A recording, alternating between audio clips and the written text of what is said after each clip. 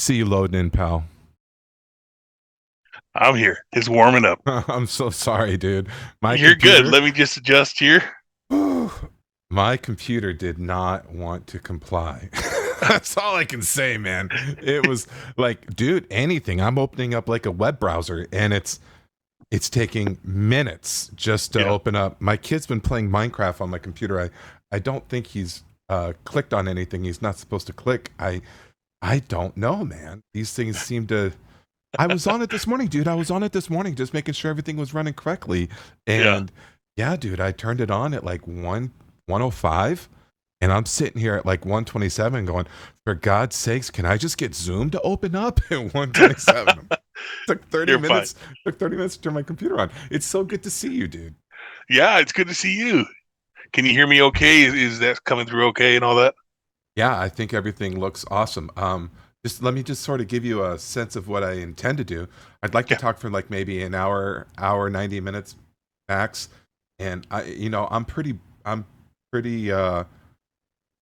okay with, I'll clip stuff off if like I get on a tangent that goes nowhere, or I sort of double double spoke, and even sometimes I'll just trim out anything that just sort of is a distraction from the kind of conversation that we're having at large.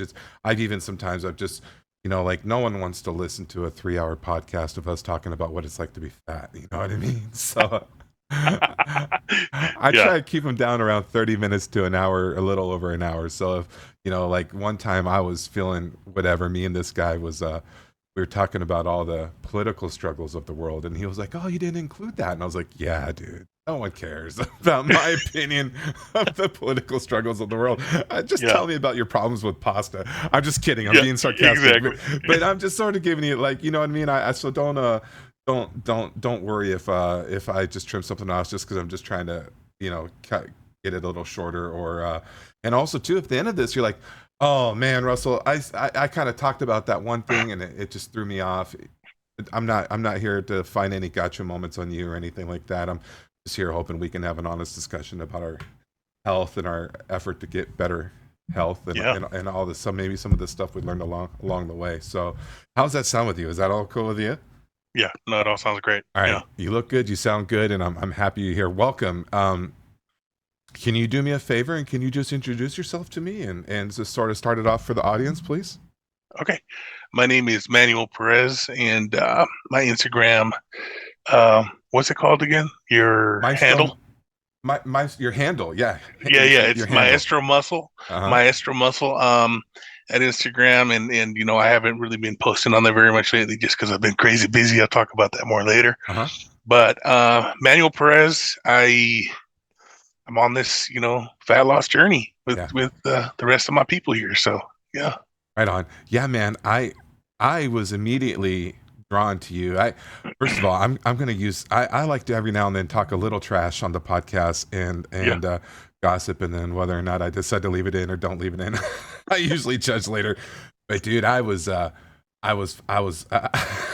get so annoyed at these fat dudes and gals that are out there. Like, I get really irritated when I see people like have thousands and thousands of followers, and they only have like, they're only following like 18 or 70 back, and it's all just blue check people, just clout chasing. It's like, what I liked about you was I got this sense from you immediately. You were here to give into this, Instagram that community of trying to get healthy, not necessarily just trying to embrace body positivity or anything like that. I don't know. I feel like I'm saying it all wrong, but I when I first found your account and I saw you, I was like, "Oh, this guy! First of all, enormous charisma. Like, just the charisma is just thank you, over the thank you. top." And I wanted to. I think you probably have known that your whole life, I would guess.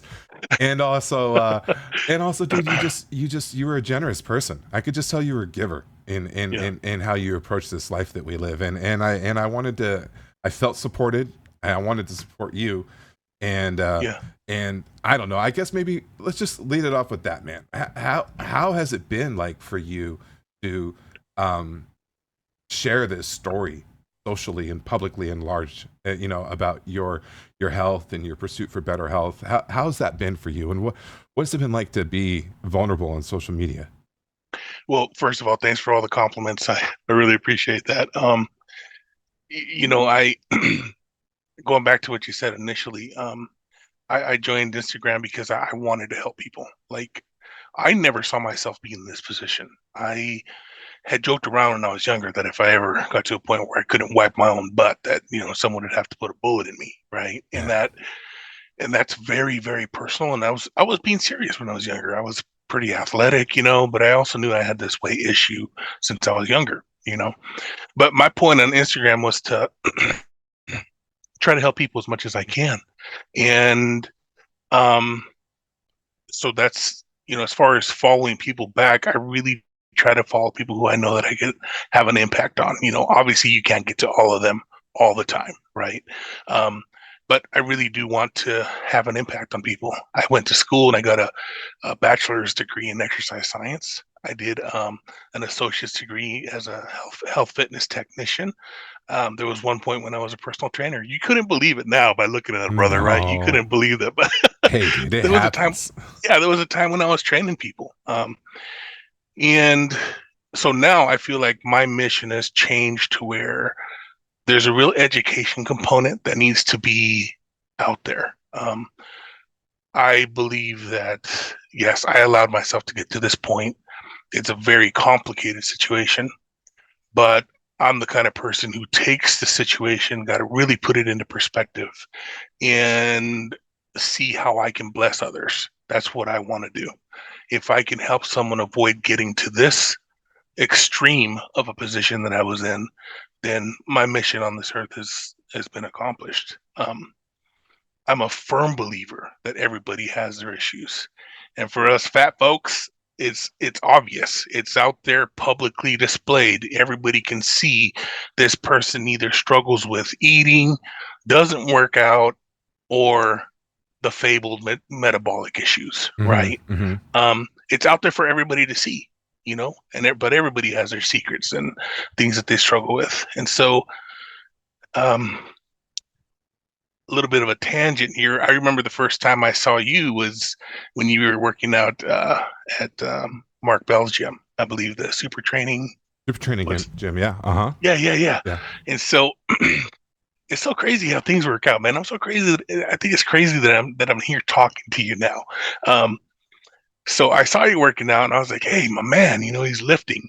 I like to see, as an exercise science major, as someone who's always chased muscle, chased strength, I like to see people lifting weights because I know the benefits of lifting weights. I was never a cardio person, ever.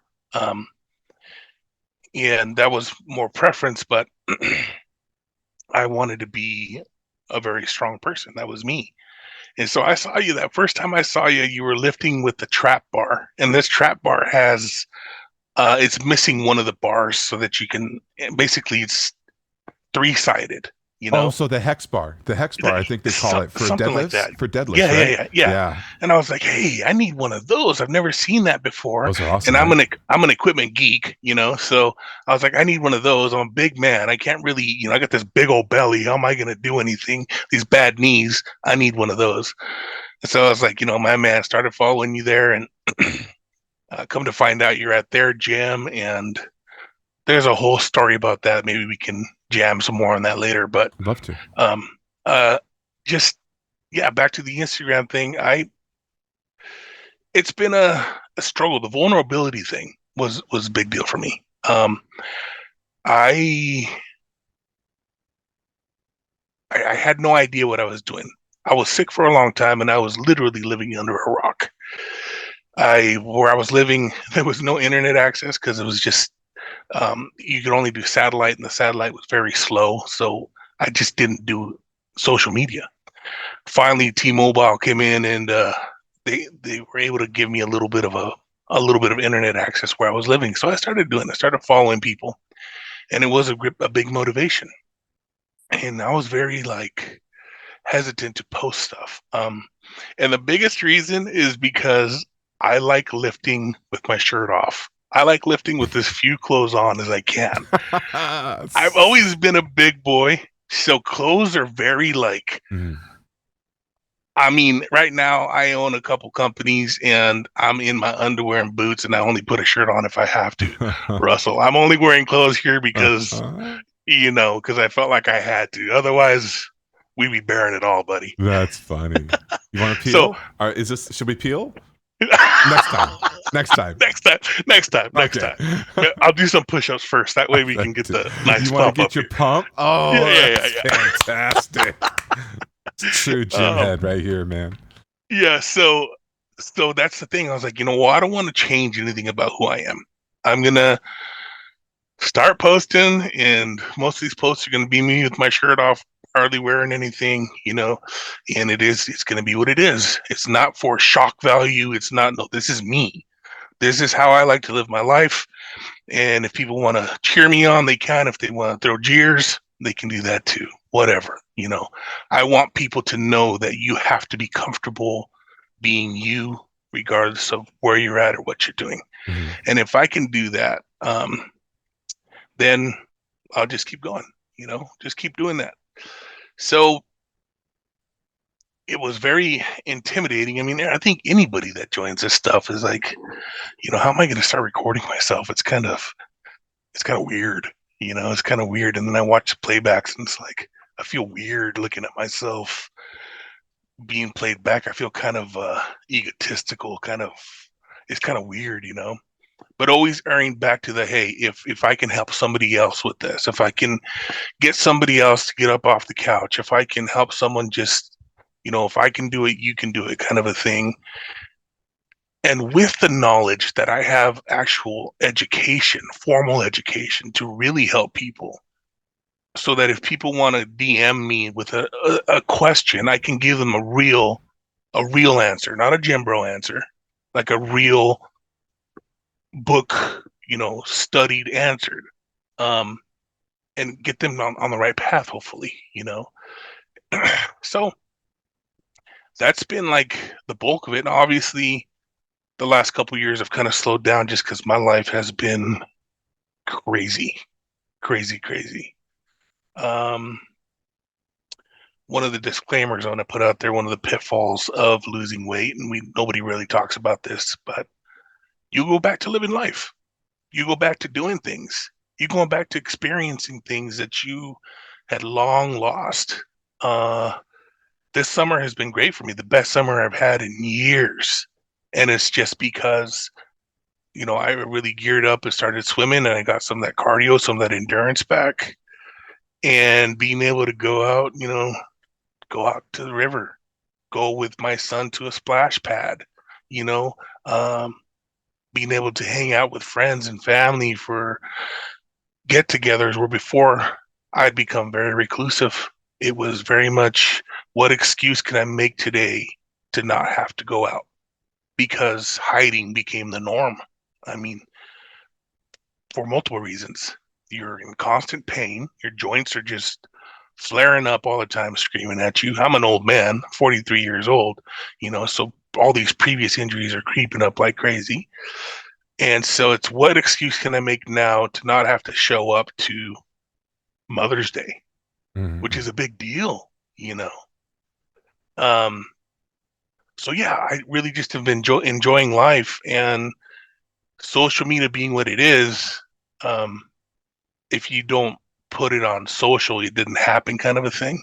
But I want everybody to know, whoever follows me and is a friend of mine on Instagram that gets a chance to watch this, like, I'm out here living life, and I hope you are too. That's, life is here to live. And so I will get back. I am getting back. I'm putting my equipment together that's been in storage for the last couple of years. Starting to put that back together because I'm ready to start lifting again. I've been swimming, and I'm ready to start lifting again. Yeah. Can we just take a time out to say to, if anyone listening, swimming is probably the best place you can start. I think for anyone that's dealing with like obesity or massive injuries and things like that, man, there's nothing better than the pool. There is Oh nothing man. better than the pool. What was that like? I guess being like a, like uh, iron guy, a guy that likes to lift weights. What was it like for you, sort of finding the pool, and what have you been doing in the pool to sort of get ahead of it right now? So okay, man. Well, that's an awesome question for someone that's just chasing the dream of being big and strong all the time. It was a very I had to humble myself. Say, look, here's the reality, buddy. You can't really walk to the bathroom right now without huffing and puffing. I mean, you're 620 pounds. You've been lifting most of your life, right? And you've got quite a bit of muscle mass and you're pretty strong. It's time to maybe change it up. And it was uncharted ground for me. Like, I'm going to switch up and start doing cardio, uh, you know, aerobic activities, um, which is a completely new mindset for me.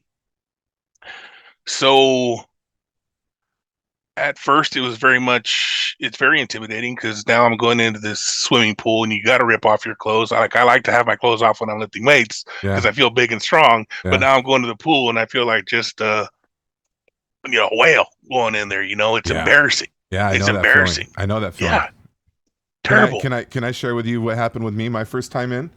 Do it. So Do it. yeah, similar, man. I mean, numbers are a little different, but the circumstances were about the same. I'm 520 pounds. I can 50 yards feels far. You know what I mean? Like 25 yards started feeling far. Standing more than a couple minutes and my back would burn, and do any real stepping and just Yeah. all that trauma and energy would just go into my heels, and my calves would lock up, and I'd get the most massive ankle pain that I couldn't deal with for years, actually years. Yeah. And I was like, you know what? This was actually, I think, a little bit before the lockdowns. I just was like, I'm going to there was a really nice pool near our home. And I would just go down to that pool, and I would just, it was deep enough to dive in one end. So I could just go tread water in the deep end Yeah. of the pool. And I would just go tread water for as long as I could. And, and it was awesome, man. I wasn't even stepping. It wasn't even light impact. It was practically zero impact. You're in the water, Yeah. you're keeping cool. I'm right there at the edge. I'm not, I can grab at any time. There was never any concern of, my safety or anything like that. And then, as things progressed, I started walking a little bit, and every now and then I would swim a half lap or freestyle swim a quarter lap. But mostly it was just a lot of walking, a lot of treading water. And I have found that the pool has been a game changer for me Yes. trying to get it back together. So, to anyone listening that is struggling to get started, dealing with chronic injuries, dealing with chronic pain, and I know, I think sometimes I feel the need to throw this disclaimer in there. I mean, I know that pools aren't necessarily easy to come by, and they're not something that everybody can have access to for a lot of different reasons. But if you do have access to the pool, even if it takes a high level of effort or energy to get to the water, I would recommend to anybody, get some pool. Get yourself a pool. I even had my buddy Mark suggest getting one of those kiddie pools and putting that on your patio, putting that in your park or in your backyard or wherever it may be. If it's you get about 2-3 feet of water in there, and it's doing its job. It's giving you some lift off Hmm. of your feet, and also you know, it gives you a little resistance as you're walking through it too. Yeah. Oh So it, yeah. it is just a really interesting blend of effective, easygoing place to get a good sweat, you know? I couldn't agree more. If I was going to prescribe a workout, and like you said, if it's accessible, it would be get into the pool. There is so much reward. This has probably been throughout this whole journey. It's been the one thing that has rewarded me the most, the fastest, was getting into the pool. Second to that would be fasting, but that's pretty difficult for a lot of people. I'd say very difficult.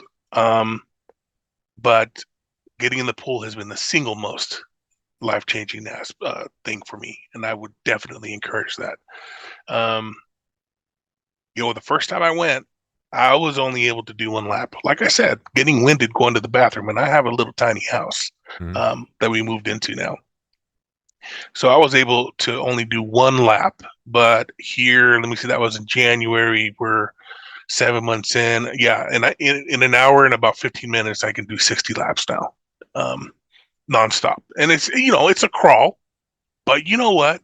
I'm moving my now 560-pound body 60 times back and forth in a pool. I mean, that just, now that I think about it, there's a first time I've actually thought about it that way. Um, it's amazing. And it doesn't hurt. It doesn't hurt, buddy. That's the most beautiful part about it is, yes, you're sore, but I know those days when I do the 60, as soon as I get on the stairs to get out, I'm like, oh Lord. Yeah. Yeah. Yeah, I'm gonna, and I will say too, anyone trying it, go easy. The feet yeah, muscles that you use in the water for the very first time, it sucks when you catch those feet cramp in the yeah, pool. So yeah, go easy. You'll be surprised how much you drink or how much you sweat in the pool. So yeah, keep hydrated, all that good yeah. stuff. Get your salts in, get your electrolytes and all that good stuff. Yeah. You've said a couple of things. I think you led off with something that was really important. I almost feel like I'm forgetting them already, but to be able to leave the house and get your life back. And, and you talked about, I remember, I remember when I could start wiping my ass again. Hmm. Eh, how after have gotten so heavy that you lose that ability and you need a bidet and you need a shower and you need all this sort of stuff to Hmm. keep, to Hmm. keep your hygiene. Um, these non-scale victories that you're talking about, you're out living your life. No one really counts their value in them. But then also, I think no one really understands how hard it is, how much it just how demeaning it is when you start losing these things. Like you said, oh, I can't go there for, I think you said Mother's Day. I don't fit in their toilet. What Hmm. happens if I have to take a crap while I'm there or something Hmm. like that? Hmm. It Yeah. you start having to live your life around this disability of being obese, and your obesity becomes a disability, I guess I should say, maybe. and Oh yeah. and and and more I'm coming across people that have either become fully or partially homebound due to their obesity, and I know I was near or very close to that Yeah. uh, Yeah. description. you know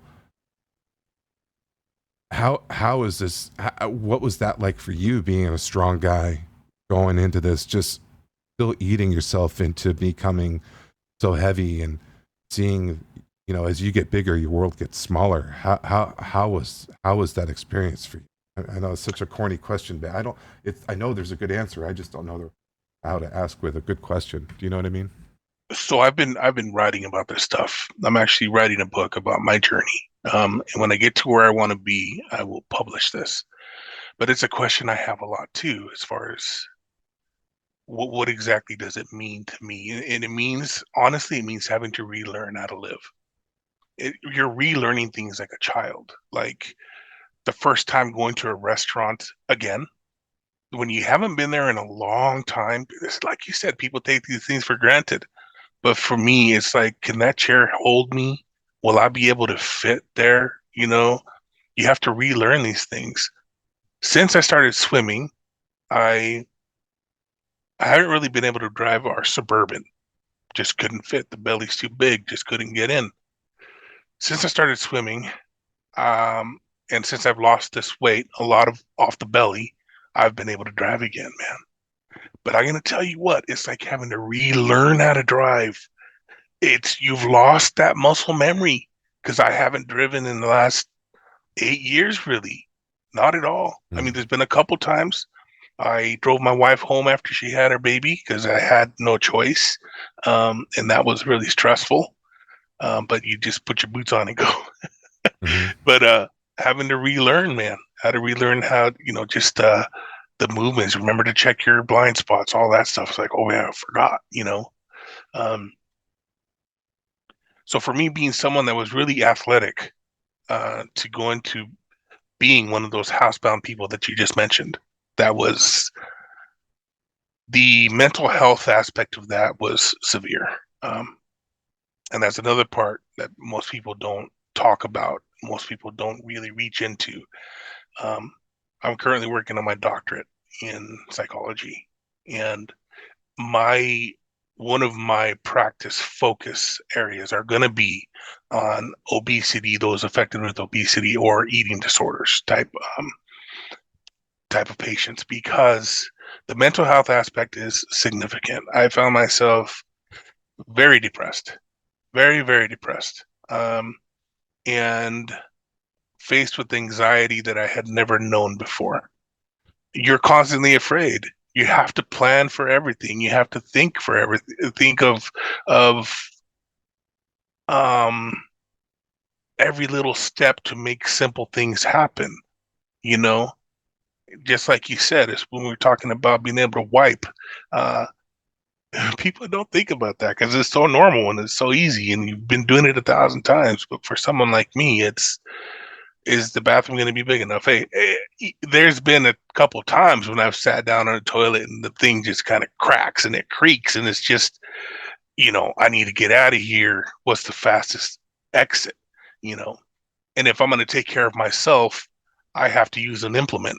You know, um, Unfortunately for me, I was very much into bodybuilding when I was younger. I was just a fan. I was never a bodybuilder, never wanted to be, but I used to read Muscle and Fitness growing up, and I remember um, an interview with one of the bodybuilders, one of the golden era bodybuilders, is like, "Oh, how do you guys wipe? How do you guys wipe?" And you've got these lats that are just hanging out here. And I remember one of them mentioning that he had a meat hook. He would use a meat hook with a tennis ball on the end of it, and would wrap it with paper, and that's how he would be able to extend his reach, right? And so I ended up doing something similar. If I was going to take care of myself to a point where I wasn't going to be completely soiled, I had to modify an implement to be able to take care of myself. And even then, God bless my wife's soul, she was doing things that a nurse would do, and to this day still does, because I'm still, 565 pounds, 560 pounds. To this day, she still helps. God bless her soul, you know. Um, so very humbling, very humbling to go from that state of where I used to be a great athlete to now being homebound, housebound, um, reclusive, and sad, lonely, and depressed. It was very humbling. So, Have you maybe I should lead off with this because maybe it's partially on my mind. But I went in for my checkup a week or two ago, and one thing leads to another. Doctors asking me some questions. I tell them about a little anxiety I was dealing with. I tell them I was having I get a little pain in my chest, which I do. I think from nerves once in a while. I was nervous and seeing them, and runs an EKG on me and finds some sort of irregularity and all that sort of stuff. And I don't know. I think he was overreacting. And next thing you know, he's telling me, "Hey, you better go to the ER and make sure you didn't just have a heart attack or you're not about to have a heart attack and all that sort of stuff." And fast forward 7 hours later, some ER doctor is telling me, "Nope, no, no." I don't remember his fancy doctor words. He's saying he didn't have a mm-hmm, heart attack, right? No, no heart trauma detected. They mm-hmm. ran, they took X-rays, they ran some blood work, stuff like that. Um, but I'll tell you, driving there to that hospital, I'm like, oh wow. Always knew that this. I mean, I've always said Yeah. you don't find 55-year-old super obese people. They show me a 55-year-old that weighs 500 pounds, 400 pounds. I don't think they exist. I think they all sadly leave early because of that. And I thought, is this the beginning of my demise? I guess is really what I was thinking. And Yeah, yeah. mortality has been on my mind lately. I have a friend who was kind of big like us who has passed recently, and Mm-hmm. it's just sad. Years thrown away. Yeah, You know, yeah. It's something I think about often. I have been thinking about it often, especially now that I'm a dad for the first time. that's right. I, Congratulations. I've been blessed with the baby in my 40s, and that has been probably one of the biggest motivators. Especially when my boy started running around, it's kind of like I'm a natural protector. If you were ever in trouble, I would jump in, no questions asked. Yeah. Not knowing you, not knowing anybody, that's just naturally who I am. Mm. And so the idea of not being able to protect my boy or run after him if he's running out in the street or something like this has been a huge, huge motivator for me to get my butt into gear. And I was one of those people that was, I know that my life was hanging in the balance. Um, I know for a fact that back in 2017, I almost died once um, because of sleep apnea. Mm. It was so bad. I didn't know I had sleep apnea, but I was dying. My oxygen saturation was getting down into the 60s, Oh. and I had no idea. I mean, I was a zombie, a real walking zombie. And I had no insurance to take care of it, nothing. Finally, my wife and I bit the bullet and put it on a credit card and did a home study. And the doctor says, you're the second worst case I have ever seen. Um, so immediately did what we could to get a BiPAP machine actually, and that was the start to my healing. Um, First part of 2018, the start to the recovery, and it's been a slow journey since then. But going back to your hospital visits, there have been a few times when I've gone in and felt like I was having that heart attack. This is the one. That was the one. Over the course of the last few years, I've had a good um, set of a team of doctors that have been looking out for me.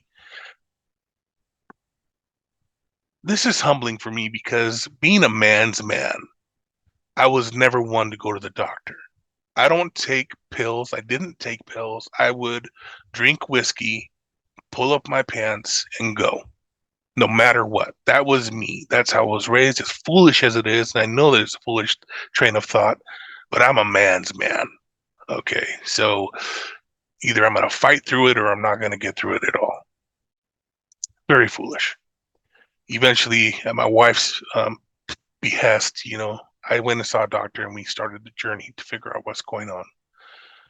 Um, and most recently, being finally after seeing one doctor where I was living at in Marysville, found out that I had asthma, um, probably obesity induced, but I couldn't breathe anymore there. So put me on asthma meds. We found out that there's issues going on with my lungs.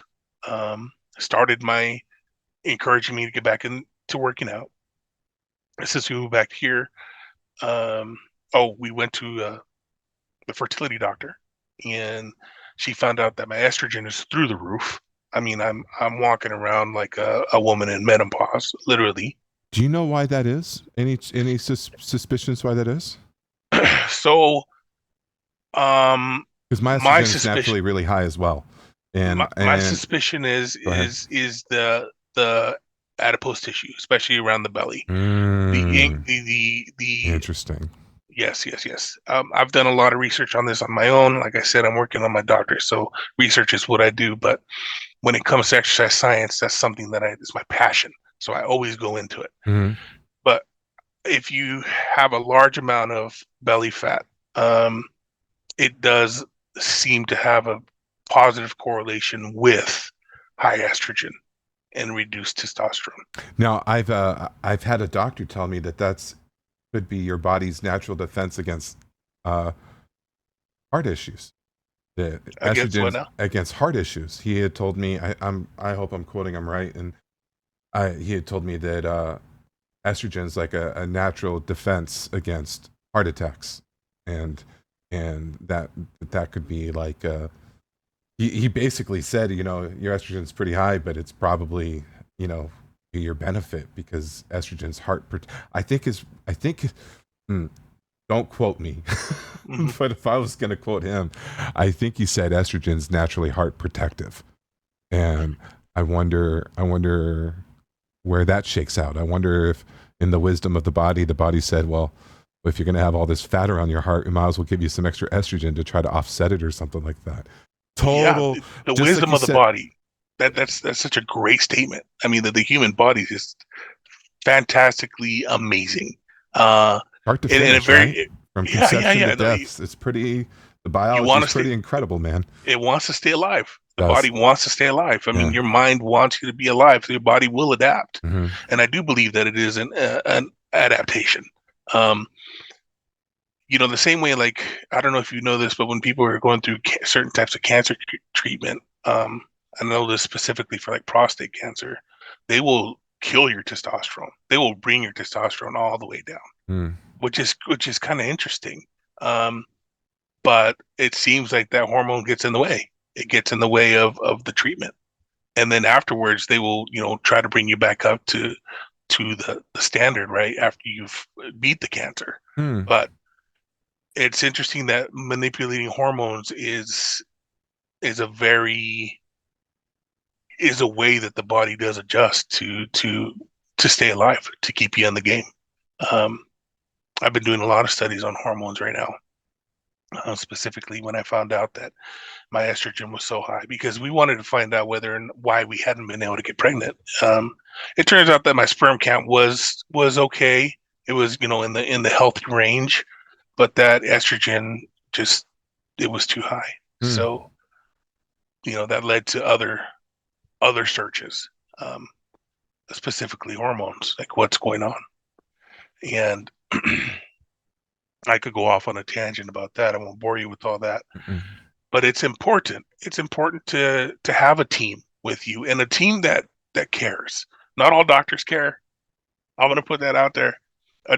There's some doctors that you'll see. There was one endocrinologist that I went to, a hormone doctor, and I did a Zoom call with him, and he was very cold, and he did not prescribe to the idea that my estrogen was high enough to be on an estrogen blocker. He basically just said, you need to lose weight, and that's it. Hmm. I mean, it was it was tough because it was conflicting. I have one person telling me that this is affecting me wrong, and you're telling me as a professional in this area that it's not affecting me, but the numbers say that it is, but you're just telling me straight up that I'm just too fat. That's just exactly what you're saying. I know that, buddy. I get that, I'm here trying to get better. So, is there any way that you can help me out? And it turns out I went to the next endocrinologist. I went for a second opinion. This guy's like, oh yeah, we can help you. We need to help you. We Yeah. need to help you because there's no way you're gonna fix the underlying issue until we help this first. We got to get you back on track. Makes sense. Mm-hmm. Yeah. When did getting heavy start becoming a problem for you? When did you notice you were first getting heavy? Back when I was dealing with the sleep apnea. The sleep apnea killed my hormones. It absolutely killed my hormones.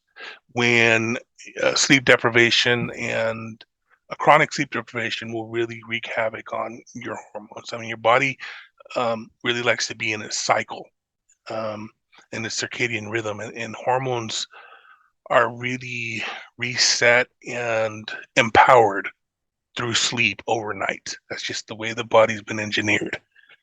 And so when you're not sleeping and when you get to a point where you're chronically sleep deprived, the hormones just can't replenish on their own. They just start it's just your levels start to die off. Mm-hmm. It was at that point that I really started to notice. So rewind, I broke my shoulder um before the whole sleep apnea thing. I broke my shoulder and that killed my construction career.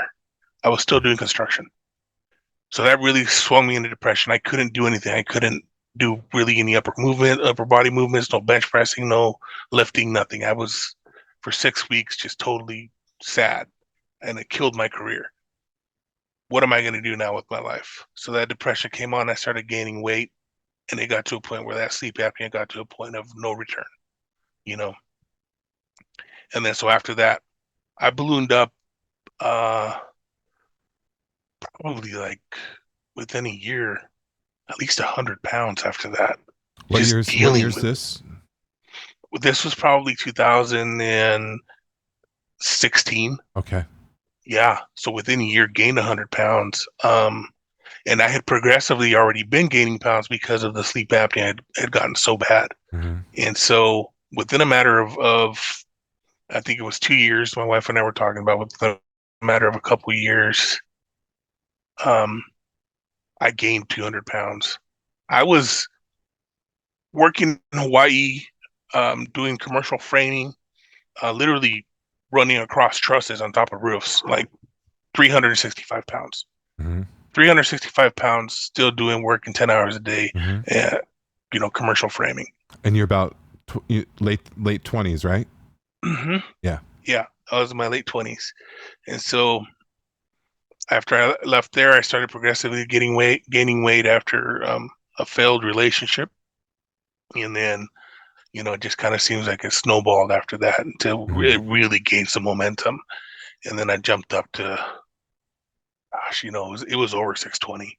That seems to be the pattern I'm noticing. Kind of big boys, maybe big gals. We go through our teens and our 20s, and it's sort of inconsequential. If you lift some weights, if you have some charisma, you can still sort of function. You can still get other people to like you, and all that sort of stuff, and still can run, still can jump. The knees, the feet don't really seem to care about the Yeah. about the energy you're putting out. And then somewhere around late 20s, early 30s, the body, I think, you're the one that's going to be a doctor, so don't look at me, but something to do with the stem cells and mitochondria or whatever it is start to diminish, right? Your ability to repair and rejuvenate slows, but the weight still is adding, and maybe the energy level goes down, but the calories are still coming, and the weight starts adding Yeah. more. You start getting some CPAP issues. You're not sleeping well at night. Your sleep's all messed up. You're groggy. Your choices get challenged, and start Hmm. making bad decisions. And then in those 30s, it just starts to snowball. And Hmm. I see people in their 20s that are so careless with their weight, and I don't look at them with animosity. I look at them with sympathy and a little frustration, like, oh, you don't realize. I wish you would fix this now while it's still kind of relatively less challenging to Yeah. fix and all that Yeah. sort of stuff. I mean, did you see this? You didn't see it coming, did you? You felt pretty Well, good in your I 20s. felt I felt like I felt like I was on top of the world, man. I felt like I was made of steel, and like you said, I've speaking of the charisma, I used to always be the life of the party. I was. I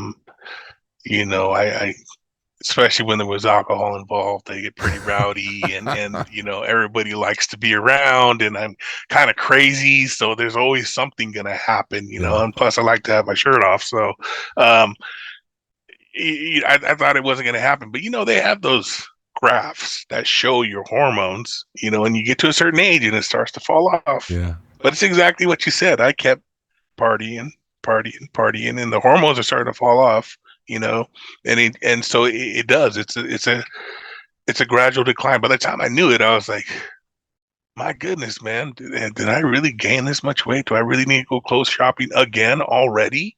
What's going on? Hmm. I'm drinking the same, I'm eating the same, I'm still going to the gym for an hour and a half. What's going on? Hmm. Well, it's because the body does change, and we got to be aware of it. So those habits that we form along the way when you're younger definitely have an impact.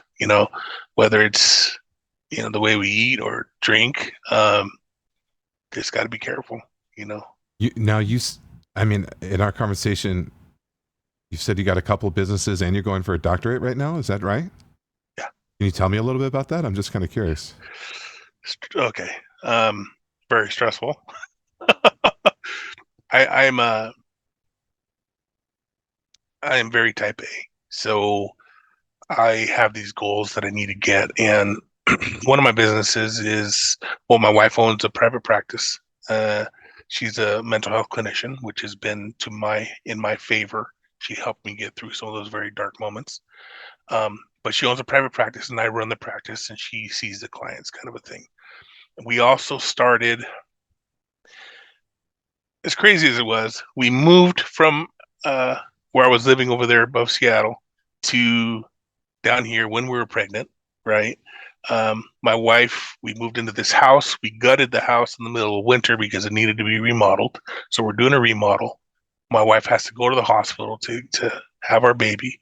We come back. We're settling in for about 2 weeks. We get a call from a friend who is wanting to start this company, and she asked if we want in. I said, "Yeah, I'm gonna have to think about it. We don't have a bathroom. We don't have running water yet. We got a brand new baby. It's cold in this house. We got to think about it." Thought about it long and hard, prayed, and I decided I'm going to jump. So we started this clinic. We own a mental health, behavioral health clinic that's 100% virtual online. Mm. It's sunstarvbs.com. Um, so them being mental health professionals and me getting my doctorate in psychology was just a great fit. And well, with COVID and all that, I mean, it's changed the landscape for healthcare. And so it was a great time to get into it. And we've been growing. It's being very successful. It requires a lot of time.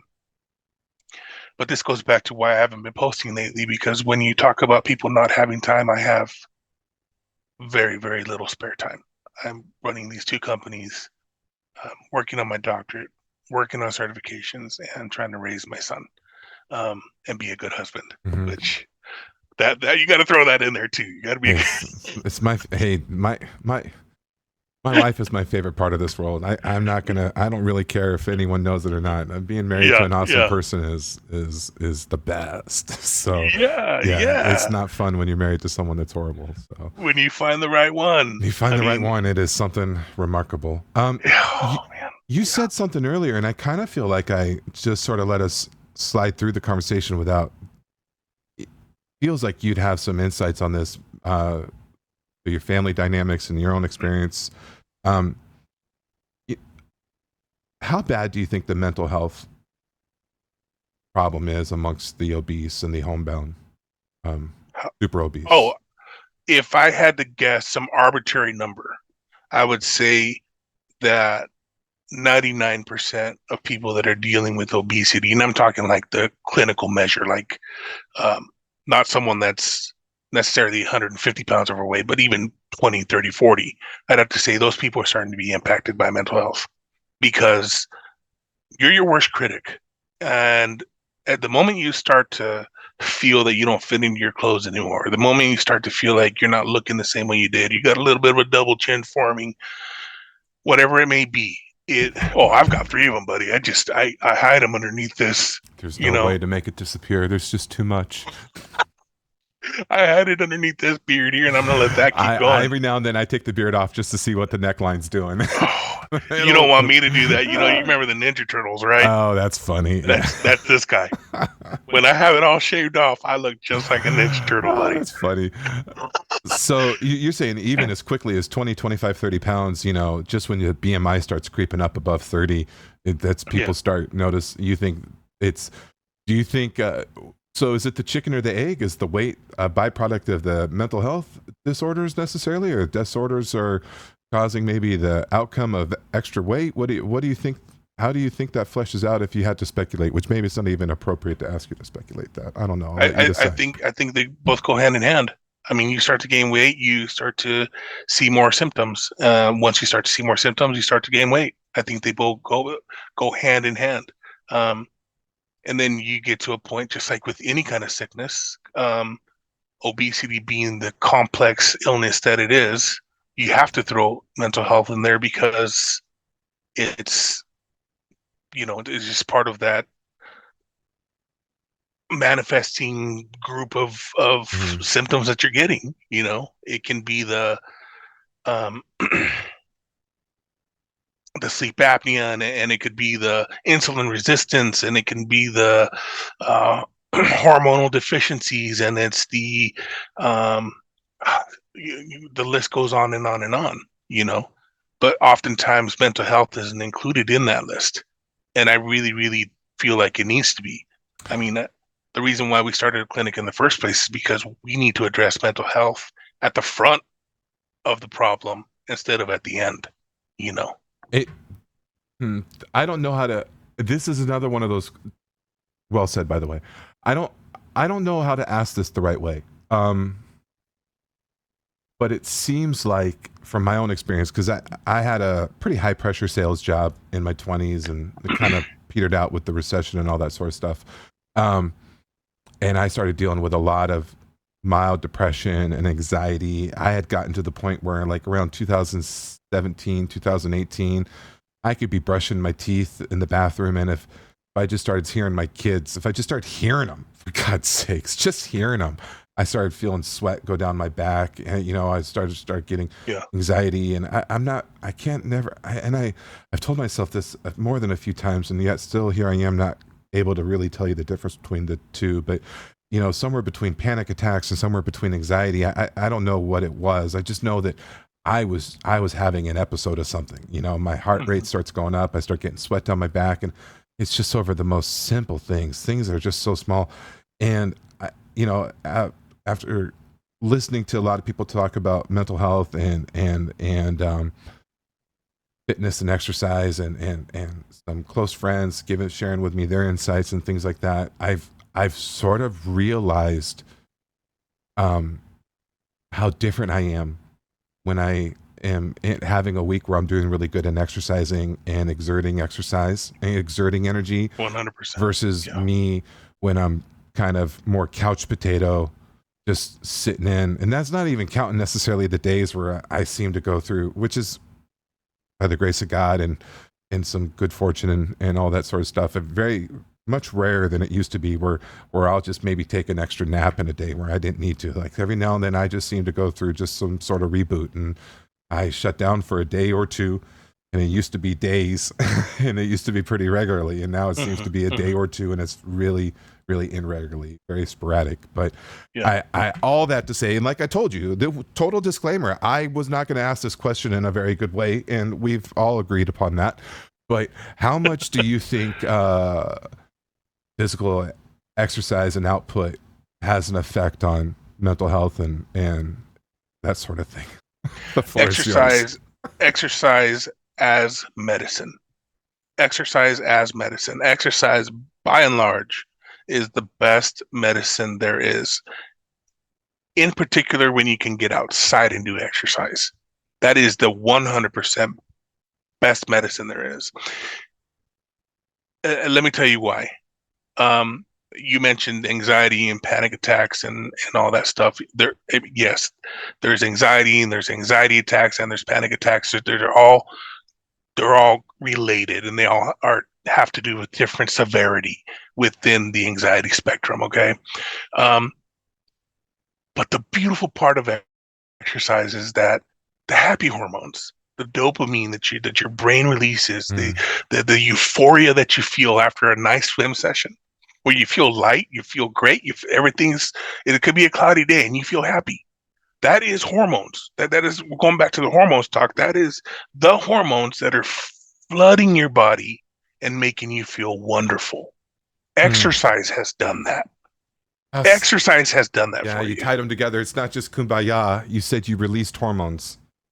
Yeah, yeah. Yeah, There, you know there what? is a. I don't know if anyone's ever actually tied that knot for me before. You're not just doing it because it makes you feel good about yourself. You're doing it because you're getting a biological reciprocation of That's right. hormones that are That, normalizing your emotional state. that's right. That's Oh right. I mean, wow. as humans, we seek rewards, and for someone, let's say someone who struggles with food, um, I seek the reward of food, not because it's the food itself, but it's what the food is doing to my brain. Yeah. It's exciting my mind and it's releasing those happy hormones. I associate food with happiness, with feeling good. I associate alcohol with happiness and feeling good. It could be sex. It could be fighting. It could be sleeping. There's people that sleep a lot. Why? Because it makes them feel good, right? And that could be that could be other reasons. But when your waking hours, um, you do something that makes you feel good and you keep doing. There's people that are addicted to exercise. You know, there's people that are adrenaline junkies because it all comes down to hormones. It's adrenaline is a hormone. You know, so the best medicine you can ever do. Not only does your brain release these happy hormones, the ones that make you feel real nice, but they counteract these other hormones that are inducing the anxiety. They're inducing the depression. They completely counteract them. They battle them. They fight it. And so that washing over feeling that you get with these happy hormones post exercise, it's literally resetting your body. It's resetting your body, which helps to reset your mind, and vice versa. Your mind helps to reset your body, and then the next day wasn't as bad as you thought it was going to be. because you've completely, I guess you could make it an analogy that you gave yourself an internal shower. You Hmm. just cleaned yourself out. That's Hmm. what you just did with that exercise. Yeah, really good point. Now you said you're what, 60 pounds down in not even a full year, is that right? Yeah, not a full year yet. Hoping to be down at least 80 within the whole year. I got a Wow, couple months to go. that's great. Um, and that's, I've calculated that that's mostly fat weight, some muscle. I know that I've Sure. lost some muscle, but I fluctuate like anywhere from 10 to 20 pounds of water. I'm on diuretics now. I started some diuretics, which have improved my life greatly, but I fluctuate like 2 gallons of water. I can dump Is that two like gallons of water. is that like an official lymphedema diagnosis or just general bloating in the legs? Just edema. Just Just edema. Yeah. edema. Okay. So lymphedema is different than regular edema, but yes, most fat people um, will start to retain water. Hmm. Um, I don't know the real mechanism behind that yet, and I mean, honestly, the real mechanism behind lymphedema really isn't known either. I mean, it's your body just starts to retain fluids. I think it has to do with um, micronutrient content. I think it has to do with electrolyte content. The reason why your body would just hold on to it is just so that it can. It's a complex thing, but when you're fat, you're not just fat. Your body creates new vessels to keep that fat cell alive. Hmm. I mean, that fat cell is alive and living. So you have all these new vessels that are being created, to these fat cells. And I think that your body will compensate by making sure that it has enough fluid um, to keep your circulatory system working as it should be. Again, as a protective mechanism. Hmm. I mean, your body wants to stay alive. Your mind is doing what it can to keep your body alive. So A busy guy like you, is it hard for you to slow down and get your feet elevated every now and then? Do you sleep with your feet elevated really dedicatedly, or what's any protocol for that? I've never done that. The one thing I do religiously is wear compression sleeves on my Mm, calves. okay.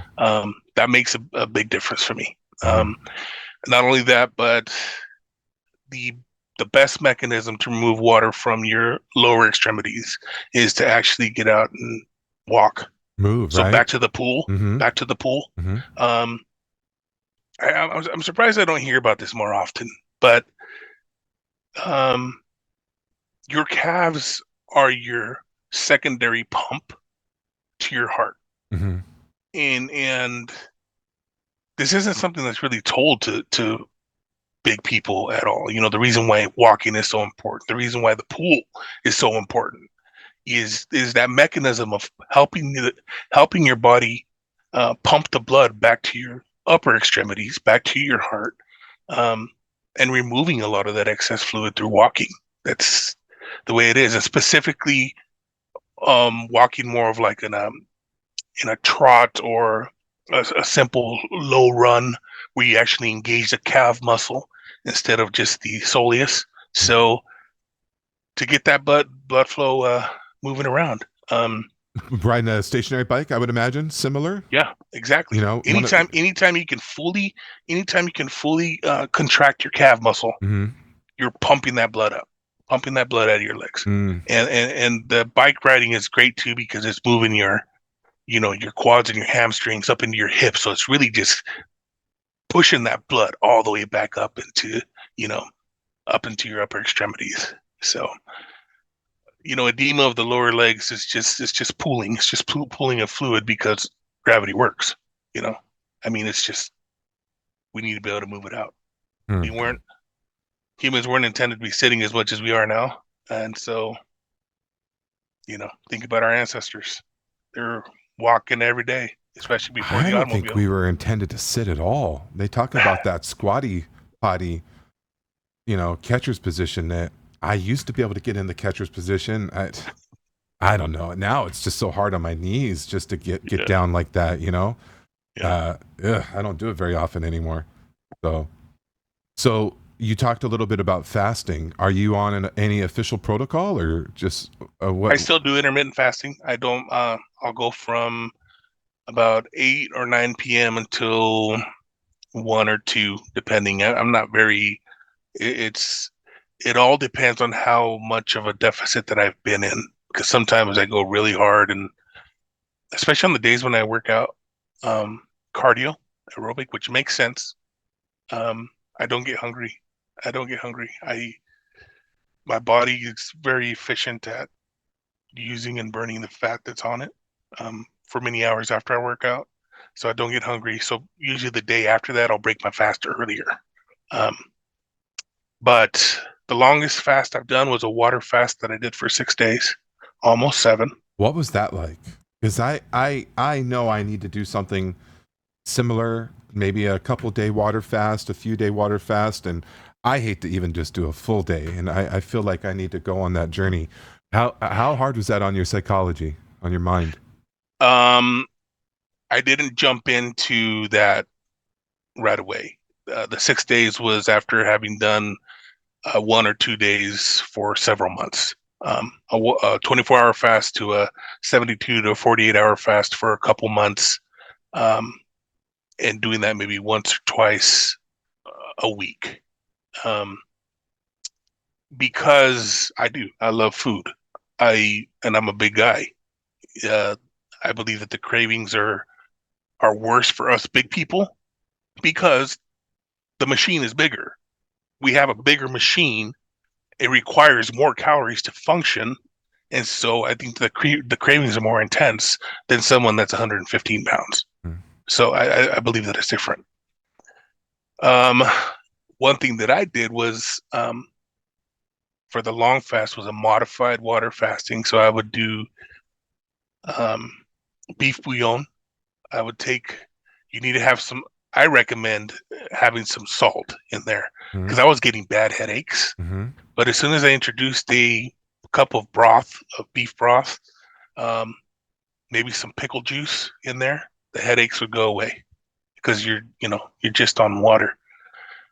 Um, I did decaf coffee, um, and I think on this one I actually did some sugar-free, like um, drinks, like water, sparkling drinks or something like that. Just when I felt like I was going to break and I needed a little flavor of something, I would did some of those sugar-free sparkling water stuff, and it was okay. I mean, the hardest part is watching all these commercials on TV with these, Carl's Jr. and McDonald's and Burger King and So true, by the way. So true. I mean, I don't have cable anymore, and just because I can kind of fill my plate with Netflix or YouTube or even Amazon Prime, and I remember having cable, and you're just getting ear beaten with oh all man, these fast food restaurants left and right every 15 or 20 minutes.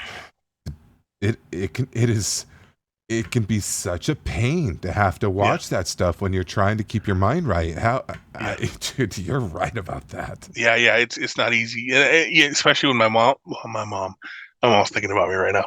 My wife would make something for supper when she get home, and then naturally she's got to eat. Mm, So I made it kind of a routine that when she sat down to eat, I would sit down and make my drink, smart, my smart. bouillon. And sometimes I put lemon juice in it just to act like if I'm doing something different. Sometimes I put some hot sauce in it, Mm, just to act like I'm doing something, give it a little different flavor. right. And we'd sit there and we'd talk. And then I would fill up with water after that. And it was easier to handle versus just letting her eat and me wishing that I was there with her eating.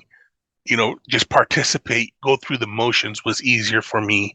And then done with supper, then we go over and do something together. Hmm. Um, I found that was easiest for me. If I could ask you, like, for any advice for anyone that was listening to this that was sort of stuck in that, I know I need to get started again but just not quite ready to move, do you have any words of wisdom that you'd be able to share? Man, the thing that keeps coming to my mind right now that I'm going to say is if you're having a hard time getting started, um, be kind to yourself. You need to know that you're important. You need to know how important you are. There's no accident to the reason why you're alive and breathing and participating in the world at this specific time. Um, you're important, and you've got to be important to yourself, and you got to prioritize yourself because the world needs you. You're special. This conversation that you and I are having here, buddy, like you're a special person to be doing this, to want to help other people. This is a very important thing that you're doing. And for someone that's sitting on their couch and feels like they have no reason to get started or don't have the motivation, uh, let the motivation be that there's something better. There is a better life for you out there. The world is waiting for you.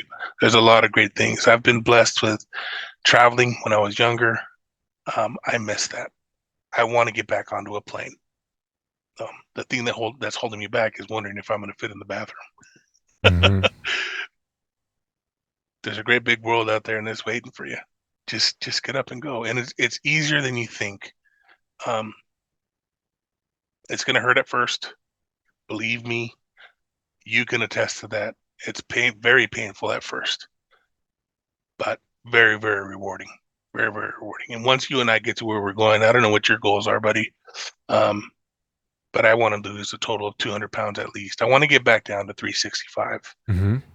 but I really want to lose a couple hundred pounds here in the next couple of years.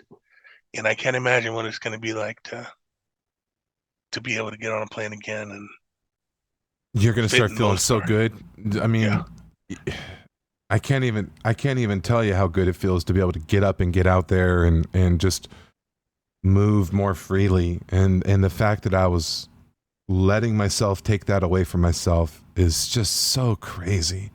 Hmm. It's there's a certain insanity to it. I don't mean to talk ill or recklessly about these things, but there really seems to be how can you eat yourself to being incapacitated, you Yeah. know? And the road coming back, it's not always easy. Those that reward system is so ingrained. The Hmm. food reward system is so ingrained. I love to eat, Yeah. and but I love this life much more, Yeah. much more. I love the Yeah. ability to get out and be with my kids much more, to get out and hang out with my wife much more, to fit in a car, to fit in a booth, to like we said earlier. And I applaud you for just setting the tone for the conversation, to be able to wipe your own asshole. I mean, it to lose that Yeah. is crazy. And then It, it's cruel. You've been cruel to yourself yeah. to have allowed yourself to get there. And I know that most of the time it's not because you wanted yourself to get there. It's not because of anything you did. Maybe you're dealing with some trauma from childhood. I don't know. There could be any reason why you got to that point, Mm-hmm. but it's your choice. Choose to live. Just to Just live. choose to live. Yeah. Well said, pal. I don't think we ended any better place than there. What do you think? Sounds great to me. All right. Thank you so Yeah. much. I will text Thank you you. soon, okay? Okay. Thank Sounds you. great, brother. Appreciate you, dude. Yes. All right. Yep. Bye Take care. bye. Bye.